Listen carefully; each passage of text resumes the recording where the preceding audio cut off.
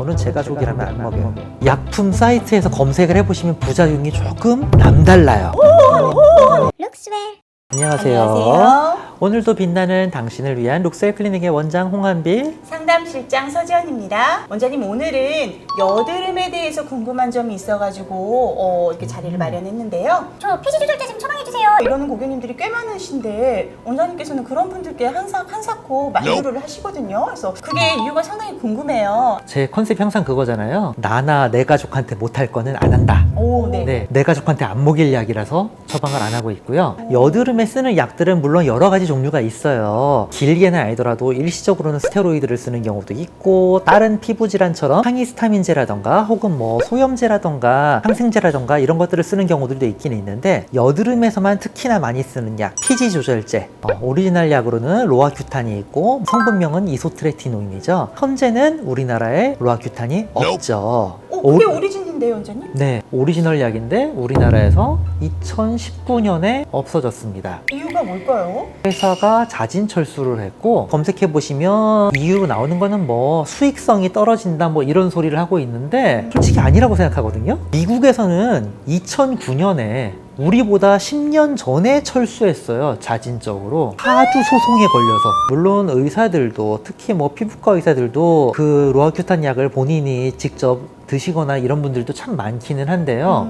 약품 사이트에서 검색을 해보시면 부작용이 조금 남달라요. 일반적으로 많이 알려진 거는 뭐 이제 임신 시 기형 유발이 된다. 근데 이런 약들은 사실 다른 것들도 꽤 있기는 많죠. 하죠. 네네네. 다양하고 많고 원인도 잘 몰라요. 어떤 기전으로 인해서 발생이 되는지. 예를 들면 가성 뇌종양. 네? 가성이면 진짜 암덩어리는 아닌데 아. 일시적으로 뇌종양이 생겨요. 그리고 그 밖에 간 손상이 되기도 하고 신장 손상이 되기도 하고 피부 문제 생기는 건 당연한 얘기고. 피부 예민해져가지고 복용 중단하신 분들은 사실 꽤 많이 계실 거예요. 다른 약에서는 발생하지 않는 부작용조차도 많이 생깁니다. 무섭네요. 네. 일본은 어떤가 봤더니 일본엔 들어간 적이 없대요. 처음부터 허가가 안 됐대. 우리나라만 호구야? 근데 처방해야 되겠어요? 종양 치료제로 개발이 됐다가 종양 쪽에는 좀 애매한데 하다 보니까 피지가 잘 줄어드네 해가지고 노선을 갈아탔던 약이에요. 우리나라가 좀 약간 국제적 호구가 되고 있는 것 같아서 솔직히 기분이 나빠서 알려야 되겠다는 생각이 들었습니다. 네. 그렇다면 원장님, 먹어도 되는 약, 네. 먹으면 안 되는 약, 네. 이런 것들을 원장님께서 좀 명쾌하게 구분 지어 주시면 우리 고객님들께서 조금 현명한 선택에 도움이 되실 것 같아요. 일단 저는 항히스타민제를 굉장히 선호하는 편입니다. 얘는 대표적인 부작용이 졸림이에요. 네. 그래서 저녁 때 먹으면 좀 양호한 명도 있고 덜 졸린 약들도 있죠. 임신 중에도 임신성 소양증 이래가지고 임신 중에도 많이 쓰는 약이 항히스타민제거든요. 맞아요. 저도 먹었었어요. 네, 물론 쓰실 때는 담당 의사와 상의가 당연히 필요하겠습니다만, 상의하시고요. 다음으로 사실 많이 쓰는 쓰는 게? 계열들이 이노신이라던가 혹은 독시사이클린 이런 항생제들을 쓰게 되는데, 얘들도 피지 조절 효과가 조금 있거든요. 네. 근데 항생제는 우리 몸속에도 특히 대장균 같은 것들이 살고 있다 보니까 항생제를 너무 오래 쓰면 균형이 깨져요. 네. 내 가족에게는 찜찜하니까 그렇게까지 일부러 권하지는 않겠다 정도 관점으로 제 소신을 말씀드리는 거예요. 네, 알겠습니다. 네. 그러면 바르는 약들은 어떨까요?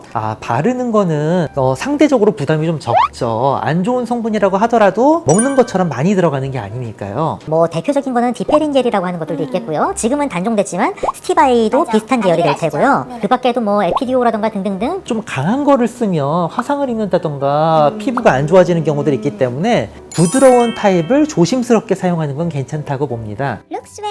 저도 학창시절에 여드름 정말 많이 나던 사람이었거든요. 그래서 사진 찍고 이런 거 정말 싫어했어요. 그래서 제가 병원 오픈하고 나서 선배들 만났더니 야, 너 피부 진짜 좋아졌는데 옛날이랑 다른데 네 얼굴은 빈뼈 붙었어. 이래가지고 제가 과거에 안 좋았던 사진을 찾으려고 막 했는데 놀랍게도 하도 피해 다녀서 초점이 흔들리지 않고 찍은 사진이 거의 없어요. 지금은 저보고 피부 광난다 좋아 보인다 하시는 분들 많은데요. 물론 여드름 흉터 자국들은 꽤 있지만요. 웬만한 시술은 다 해봤겠죠. 그리고 얼굴에 손대는 습관 줄이려고 노력 중이고요. 아직도 실장님한테 구박은 좀 받지만요. 네. 아까 말씀드렸던 항히스타민제 저는 지금 10년 정도째 매일 먹고 있고요. 결정적으로 우유를 끊었습니다. 유제품 계열 거의 안 먹어요. 우유 먹으면 장 소화가 좀 안 되는 편인데 그러고 나면 트러블 올라오거든요. 자, 그래서 여드름에 대해서 이런저런 얘기를 많이 드렸는데, 그래서 제가 보는 여드름 치료의 관점은 그래요. 자연스럽게 몸에서 일어나는 거는 어느 정도는 일어나되 청소년기에 최대한 흉터를 남기지 않고 이 시기를 보내도록 하자. 여드름이 날 수는 있지만 그 부위에 뭐 염증 주사라던가 적절한 약 치료를 통해서 혹은 수분 관리 같은 치료들을 통해서 큰 흉터는 남기지 말고 넘어가자. 그리고 피지 조절제는 필요한 사람도 물론 있을 수 있겠지만 저는 제가족이라면 안 먹여요. 더 궁금하시거나 관련된 사항들 혹은 영상으로 나왔으면 좋겠다 싶은 것들은 댓글 부탁드립니다. 감사합니다. 자.